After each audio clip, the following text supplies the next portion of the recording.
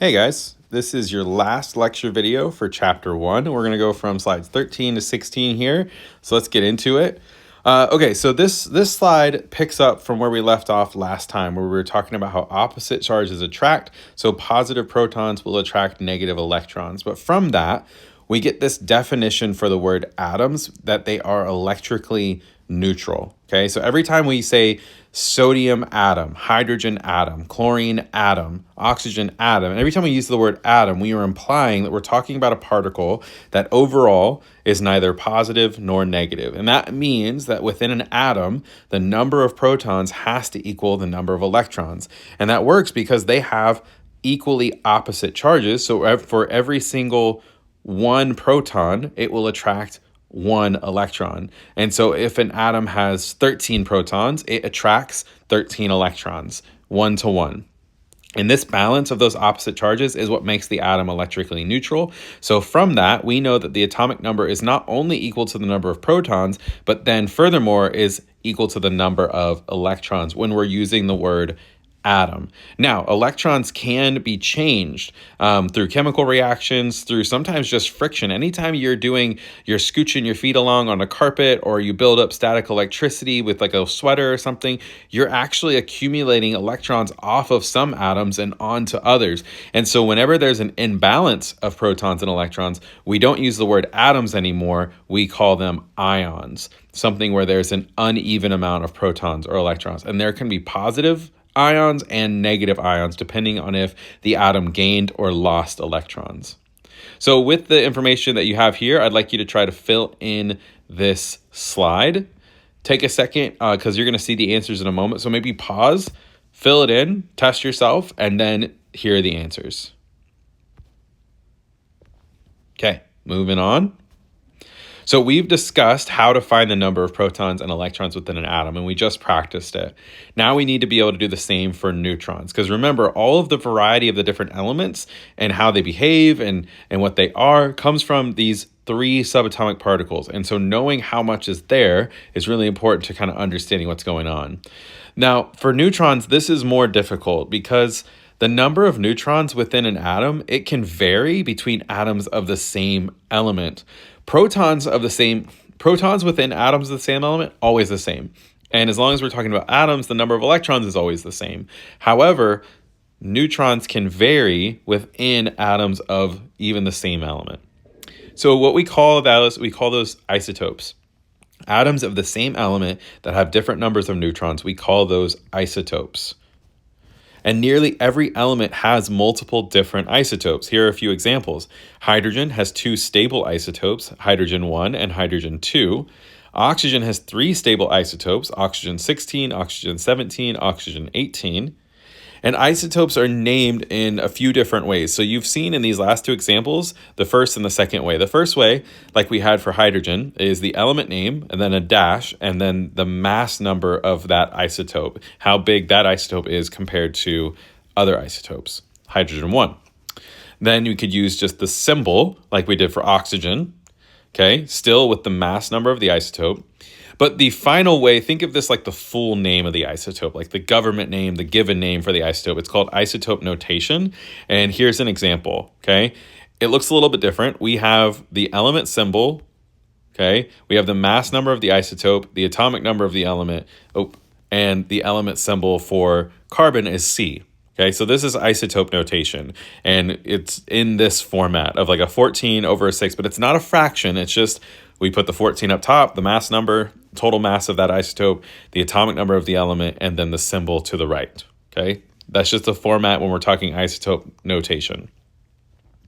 So on the periodic table, in each element's box, and here's some review questions. The top right number, what is that? That's the element's what, and it equals a couple of things when we're talking about neutral atoms. And the bottom number is the element's what? Look back, see if you can fill those blanks in. And I want you to notice that the bottom number in each element's box, when we're looking at the periodic table, it's not a whole number, okay? Or at least most often it's not a whole number. So let's deal with that. The atomic weight of an element is the average mass of that element's multiple isotopes. This is why it's not a whole number, because when you average stuff, you add together and you divide, and sometimes that doesn't come out to a whole number. And Furthermore, it takes into account not just what isotopes exist for that element, but how abundant they are, how naturally abundant they are in nature, which one exists more commonly than others. And then we use the term mass number when we're referring to the mass of an individual isotope. So these two terms are pretty similar in idea, but they are different. So atomic weight is the average mass of all the isotopes of one element. So it's the average mass of that element. Whereas mass number is the term used when we're talking about an individual isotope of an element, one version of it. And that's a way you can think about isotopes. They are kind of like different versions of the same thing, where the thing that's changing is the number of neutrons and the size, the overall mass is changing. Now, the abundance of an isotope is how commonly it exists in nature. So looking at oxygen's 3 isotopes, the most common one is oxygen 16, where there's 8 protons and 8 neutrons. 99.757% of all the oxygen on Earth is this isotope, this version of oxygen. But there are measurable amounts of the other isotopes, where oxygen 17, there's a little bit of that in every sample of oxygen, where it has 8 protons and 9 neutrons.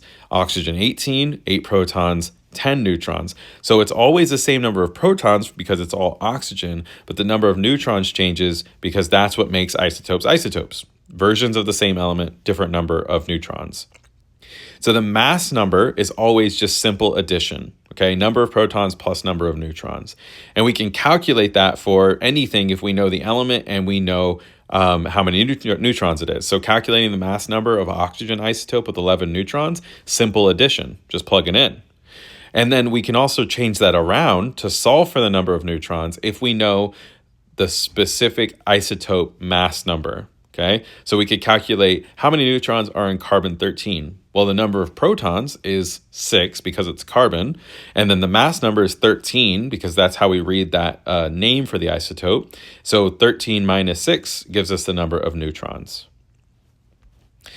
Now, the atomic weight, finding the average weight of all of the isotopes for one element, okay? We have to take into account not just what the isotopes are, but their abundance, okay, how common they are. So here's an example of 2 of carbon's isotopes. Let's zoom in here and talk about what we see. So we have a diagram there of carbon-12 and carbon-13. If you count up all the protons and neutrons, they'll have the same number of protons in each of those, 6, but they'll have a different number of neutrons. One has 6, carbon-12 has 6 neutrons, carbon-13 has 7 neutrons. So that's what gives us the 2 different isotopes. Carbon-12 is most common. It has 99% abundance in nature, whereas only 1% of all the carbon is carbon-13. So how do we find the average atomic weight? Well, we take 12 times the decimal form of the abundance, so not 99, but 0.99. And we do the same thing for 13 times the decimal form of 1%, so 13 times 0.01. We do those separate things in parentheses. We get the value of that, 11.88 and 0.13. Then we add it together and we get the atomic weight. Now notice the average is very close to 12, and that should make sense because 12 is the most abundant. So I'd like you to practice that calculation here with this bit of information. Remember, the percentages are given to you, but you use them in their decimal form. So look at the example to the right and see if you can work out this example here. Okay, calculate the atomic weight of antimony. And then the last takeaway from this chapter is this. The atomic weight of an element, that average weight, will always be closest in value to the mass number of its most abundant isotope, because the most abundant isotope will have the most influence on that weighted average. And that wraps up your notes for this chapter. So now, once we're in class and we get through this, it'll be time to start working on worksheets and practicing the different problem solving we have presented in the notes. See ya.